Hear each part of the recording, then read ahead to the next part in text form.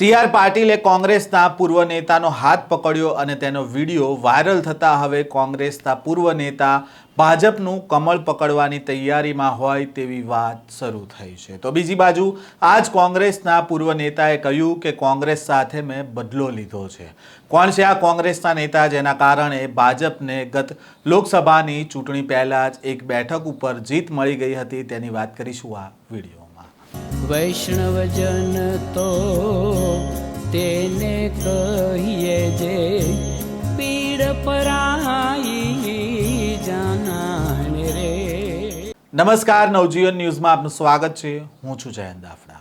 કેન્દ્રીય મંત્રી સી.આર. પાટીલ જેઓ રાજકીય ઓપરેશન પાર પાડવા માટે અનેકવાર ચર્ચામાં આવતા હોય છે। તાજેતરમાં તેમણે અમરેલીમાં આવ્યા હતા ત્યારે અમરીશ ડેર અને હીરા સોલંકી એક જ હરોળમાં બેઠેલા જોવા મળ્યા હતા। આમ તો અમરીશ ડેર અને હીરા સોલંકી ભાજપનો કાર્યક્રમ હોય તો પણ એક સાથે ક્યારેય સ્ટેજ ઉપર જોવા નથી મળતા, કારણ કે આ બંને નેતાઓ વચ્ચે લાંબા સમયથી ખટરાક ચાલી રહી હતી અને આ ખટરાકનો અંત આવ્યો સી.આર. પાટીલ જ્યારે અમરેલીમાં આવ્યા અને તેમનો કાર્યક્રમ હતો ત્યારે આ બંને નેતાઓ છે તે એક હરોળમાં જોવા મળ્યા હતા। તો બીજી બાજુ અમરેલીમાં આવેલા સી.આર. પાટીલ ચા પાણી કરવા માટે પહોંચ્યા હતા કોંગ્રેસના પૂર્વ નેતાની ફેક્ટરી પર અને કોંગ્રેસના પૂર્વ નેતાનો હાથ પકડીને ચાલતા પણ સી.આર. પાટીલ જોવા મળ્યા હતા। ગુજરાતમાં લોકસભાની ચૂંટણી દરમિયાન છેલ્લી ઘડીએ પાણીમાં બેસી જનાર અને કોંગ્રેસને હાર અપાવનાર નિલેશ કુંભાણી હાલમાં જ ભાજપના સી.આર. પાટીલ સાથે મુલાકાત બાદ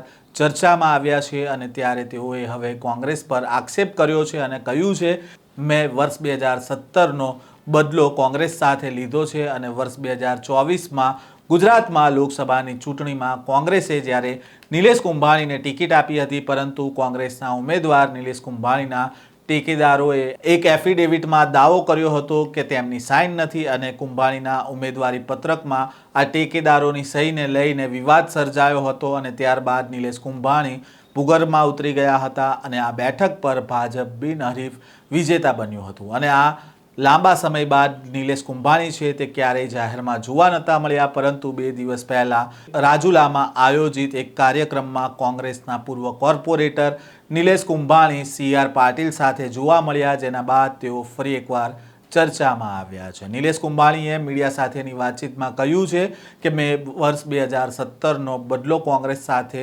2024ની લોકસભાની ચૂંટણીમાં લીધો છે। વર્ષ 2017માં કોંગ્રેસે મારી પાસેથી પૈસા લીધા અને છેલ્લી ઘડીએ કોંગ્રેસે મારી ટિકિટ કાપી નાખી તેવો આક્ષેપ છે તે નિલેશ કુંભાણીએ લગાવ્યો હતો અને તેથી લોકસભાની ચૂંટણી દરમિયાન મેં તેનો બદલો લીધો છે અને નિલેશ કુંભાણીના આ નિવેદનને લઈને અત્યારે રાજકારણ પણ ગરમાયું છે। તો બીજી બાજુ નિલેશ કુંભાણીના આ નિવેદનને લઈને કોંગ્રેસના પ્રવક્તાએ પણ વળતો પ્રહાર કર્યો છે અને કહ્યું છે કે ભાજપ અને સી.આર. પાટીલ દ્વારા લખાયેલી સ્ક્રિપ્ટ પ્રમાણે નિલેશ કુંભાણી નિવેદન આપી રહ્યા છે। 23 તારીખે રાજુલા જળ સંમેલનનો માર્કેટિંગ યાર્ડમાં પ્રોગ્રામ હતો। માં પાટીલ સાહેબ આવવાના હતા, ભરતભાઈ સુતરિયા હોય, કૌશિકભાઈ વેકરિયા, જેવી કાકડિયા, મહેશભાઈ કસવાળા, હીરાભાઈ સોલંકી, ત્યાંના પ્રમુખ કનાણીભાઈ, બધા નેતાઓ રાજુલા આવતા હતા। ત્યારે પાટીલ સાહેબ જોડે મારે આગલા દિવસે વાત થઈ હતી। એમને કીધું તમારા વિસ્તાર રાજુલા હું કાલે આવું છું, ત્યારે મેં એમને આમંત્રણ આપ્યું મારી ફેક્ટરીએ ચા પાણી પીવા માટે મુલાકાત લેજો, એટલે એને આમંત્રણને માન આપી મારી ફેક્ટરી ઉપર આવ્યા હતા। બધા ધારાસભ્યો હોય, સાંસદ સભ્યો હોય, દિલીપભાઈ ચંગાણી હોય, પાટીલ સાહેબ બધાએ ખાલી અડધો કલાક માટે ચા પાણી પીવા માટે જ આવેલા। તો શું બતાવો તમે બધા કહેવાતા કે કોંગ્રેસ પહેલા હવે આ સાબિત કર્યું 2017માં આપણે આંદોલનકારીઓ બધા સાથે રહી અને કોંગ્રેસ સાથે હતા। આંદોલનકારીઓ અને આપણે મહેનત પૂરી કરી અને ટિકિટ આપણને કન્ફર્મ આપેલી હતી। 2017માં આપણે કાર્યાલય ખોલી હતી, ડોર ટુ ડોર હતા। છેલ્લી ઘડીએ આપણું મેન્ડેટ ઉપર મેન્ડેટ બીજું આપ્યું હતું, છતાં આપણે પૂછ્યું બીજું મેન્ડેટ આપવામાં આવ્યું, ત્યારે એમ કીધું ના તમને મેન્ડેટ મળ્યું ફોર્મ ભરી ગયું। આપણે ફોર્મ ભરી દીધું, ત્યારબાદ છેલ્લી ઘડીએ કાપી દીધું। એટલે આ વખતે કાર્યકર્તાઓ, ઠેકેદારો, આગેવાનો બધા કહેતા હતા આ વખતે ચૂંટણી નથી લડવી, છતાં મેં ફોર્મ ભર્યું, લડવા માટે મહેનત કરી। પણ કાર્યકર્તાઓ, આગેવાનો, ઠેકેદારોની નારાજગી હતી કે ભાઈ આ વખતે આપણે મહેનત કરી હતી, ખર્ચો કર્યો હતો, ટિકિટ કાપી નાખી હતી છેલ્લી ઘડીએ, તો આ વખતે આપણે લડવું નથી, એટલે બધા ઠેકેદારો, કાર્યકર્તાઓ નારાજ હતા, એમની સાથે રહેવું પડ્યું, એટલા માટે આ બધું થયેલું છે।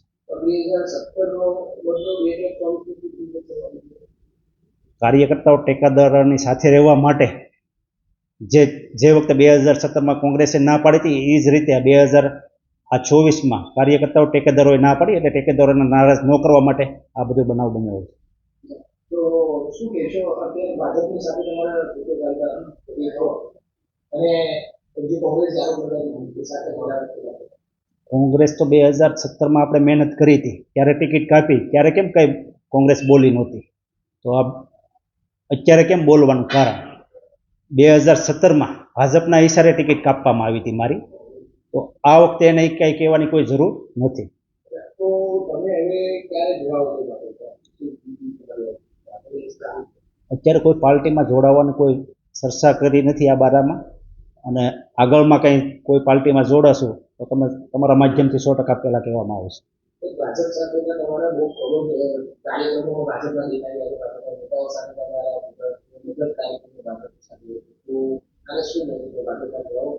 રાજુલા મારી ફેક્ટરી છે, ત્યાં રાજુલા અવારનવાર કોઈ પ્રોગ્રામ હોય તો ભાજપના નેતાઓ પણ ત્યાં મારી ઓફિસે આવતા હોય. એ જ રીતે આ વખતે પાટીલ સાહેબ જોડે વાત થઈ હતી કે હું રાજુલા આવું છું, 100% તમારે અહીંયા ચા પાણી પીવા માટે આવે, એટલા માટે અડધો કલાકનો ટાઈમ લઈ બધા નેતાઓ મારી ઓફિસે આવ્યા હતા. આ ચૂંટણી બારાની કોઈ ચર્ચા નથી, કોઈ જોડાવા બારાની કોઈ ચર્ચા નથી.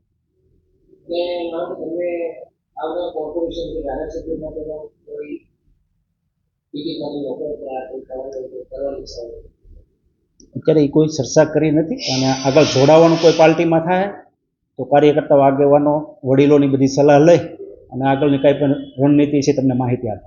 કોંગ્રેસ પક્ષ સાથે ગદ્દારી કરનાર, લાખો કાર્યકર્તા સાથે વિશ્વાસઘાત કરનાર અને સુરતની જનતા સાથે વિશ્વાસઘાત કરનાર, છેતરપિંડી કરનાર નિલેશ કુંભાણી કોંગ્રેસને સર્ટિફિકેટ આપવાનું બંધ કરે. ભાજપા અને CR પાટીલના ઈશારે લખાયેલી સ્ક્રિપ્ટ મુજબ એ નિવેદનો આપી રહ્યા હોય એ એમને મુબારક, એમની મજબૂરી હશે. એમના ઈશારે એમને નાચગાન કરવું પડે, કારણ કે સોદાબાજી હતી તે સમયની. તેમને એ તો જવાબ આપવામાંથી દૂર ભાગી કેમ રહ્યા છે કે એમને ફોર્મ પરત ખેંચ્યું ત્યારે કઈ પ્રકારની ગોઠવણ અને સોદાબાજી થઈ હતી, તે સમયે કયા પ્રકારના એમના અલગ અલગ પ્રકારની ગોઠવણો થઈ હતી. 5-5 દિવસ સુધી અલગ અલગ જગ્યાએ ભાગતા કેમ, માધ્યમોથી, મીડિયાથી ભાગતા ફરતા હતા, એનો જવાબ તો એ આપતા જ નથી. અને કોંગ્રેસ ઉપર આરોપનામું કરે છે. કોંગ્રેસ પક્ષ કાર્યકર્તાઓથી મજબૂત છે.